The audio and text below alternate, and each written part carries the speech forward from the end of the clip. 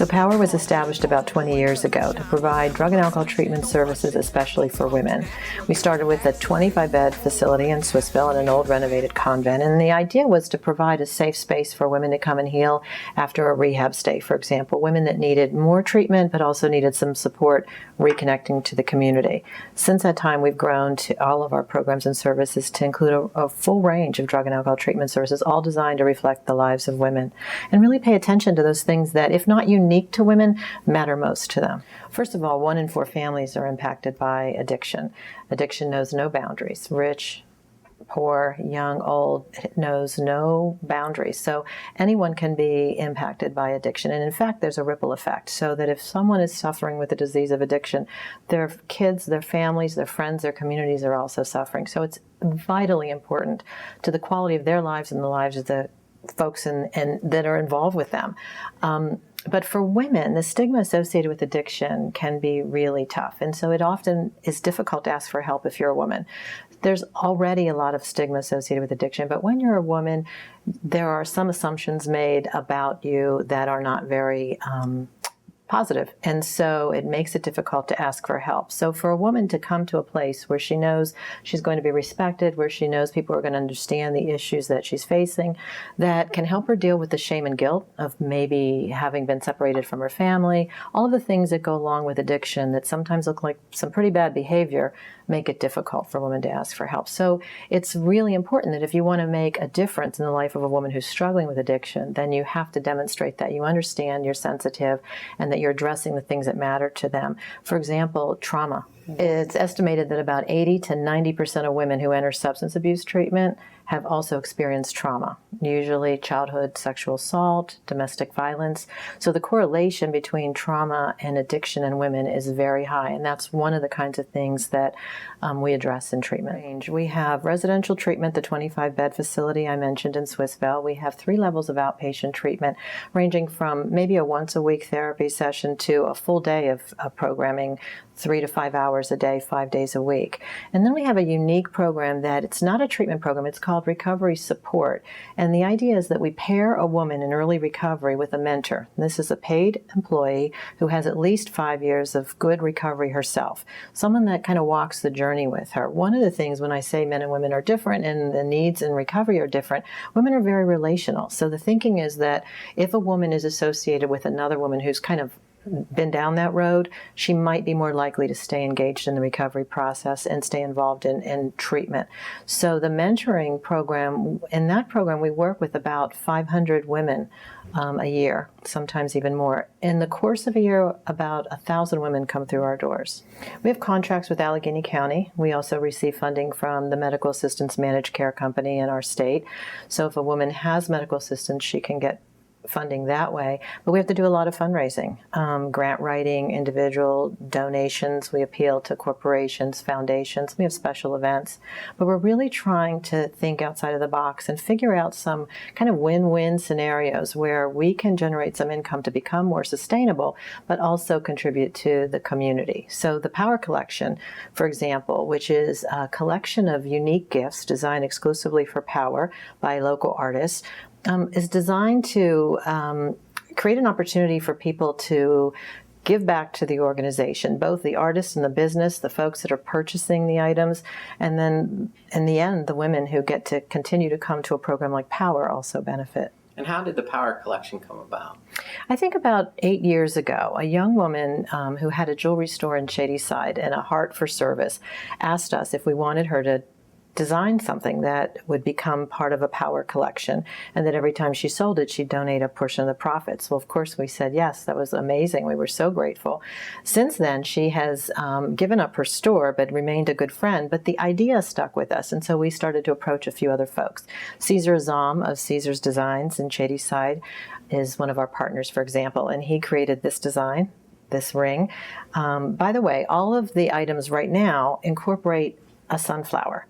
And so I want to tell you the story about the sunflower. Legend has it that pioneer women used to sprinkle sunflower seeds on their journey west so that the following year, the families traveling west would follow these beautiful paths of sunflowers.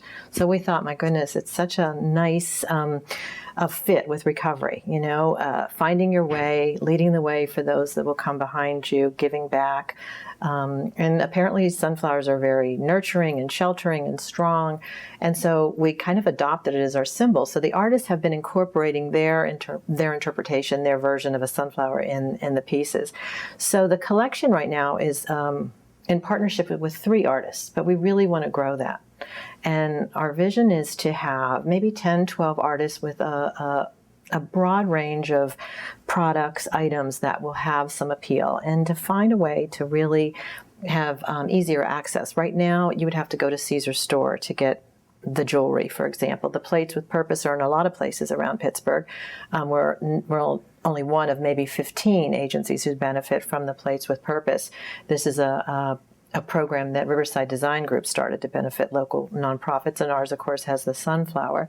And then we have a partnership with a woman. She is actually a mental health therapist, but also an aromatherapist, and she created a fragrance for power. So, the items right now range from this $10 soap to Caesar's jewelry, which can go as high as $3,000. So we're hoping that by developing a business plan and put some real focus, that this could start to generate some income that will help sustain the organization. It would be great to be working with more artists. It would be great to get someone on board who might be interested in donating some marketing services, help us brand the collection once we have more items in the collection. And by the way, we would need artists who, one, have an interest or passion for our mission, and maybe in a position where they can donate some of the proceeds of anything that they would create for us. And then some marketing assistance, someone that would help us brand the collection, really get it out there. Technical support. We're thinking of an online storefront. I don't see any reason why the collection can't be in national magazines, major shopping venues around the area. So I think we are getting really excited about it and know that there's some possibility, but we need some focus, we need some support in developing a strong business model and coming up with some projections and mostly getting the word out. In addition to funding, I think what's most important is the collection's an opportunity to tell the power story and to talk about the women who every day are working so hard to reclaim their lives from addiction. We have our big event coming up. It's Tuesday, May 22nd at Rodolph Shalom. It's called Power Promises. It's a dinner and auction. And Cindy Shapiro is our honorary chair. Tom Murphy is an auctioneer. Tom is one of the early founders of Power, along with Terry Miller and Dr. Mary Pat Donegan. A lot of folks, Derry Chisholm, Brenda Waters, Sheldon Ingram, Sally Wiggin, all come out and support us. And the highlight is that each of the anchors tell a story of a woman who has benefited from Power's programs. And it's so inspiring because you get to see for yourself firsthand what treatment can mean in the life of a woman and her family. There's hope. It may seem hopeless. It may feel like you've tried everything you possibly can try, but there's hope. I think that one thing I would say is at Power, we have 50 employees. Half of those employees are in recovery themselves, representing more than 400 years of recovery. So as sad and devastating as the results can sometimes be, there's also just as many wonderful stories about women living the miracles of recovery. So I would say reach out for help. You can call Power at 243-8755 for a confidential quality assessment, and we'll point you in the right direction. If we don't have the right program for a woman here, we can certainly help her get to the program that makes the most sense for her. So all sorts of women come to Power. We have had women come to the program who have had 2 master's degrees, who've been hospital administrators, nurses, teachers, and we've had women who've been poor most of their lives. The important thing to know is that women who come for treatment have usually had some horrific experiences. And it's hard to know what came first, the drinking and drugging, and then the trauma, or vice versa. But I'm thinking about a young woman named Sherry, who I met at Power several years ago. I had come to work one morning and the staff had asked would I talk to Sherry. And I wasn't sure why, because I wasn't a counselor, but I was happy to talk with her. And then I noticed this young woman walking down the stairs, and when she slowly raised her head, I could see that most of her face was scarred. I knew she had to be Sherry. It turned out that Sherry had arrived after living under a bridge for the last few months, and her contact lenses were stuck in her eyes because she had been homeless and not taking care of herself. And her scars, unlike mine, the result of an accident, hers were a gift from her husband, who intentionally set her on fire. So she had endured tremendous pain. She had been involved in this very violent relationship for a long time.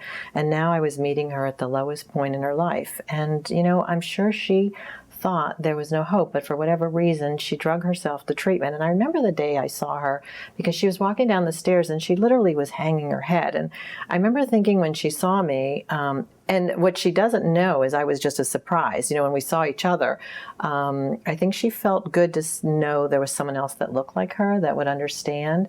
The good news is that she finished treatment. She was reunited with her children. She's working full time now. And there are lots of stories like that, a lot of pain, but a lot of success. We would love to hear from artists, tech folks, marketing folks. They would just call 412-243-7535. That's our main number, and ask for me, and I'd be happy to talk to them. And can they find you on the web? They can. It's power-recovery.com.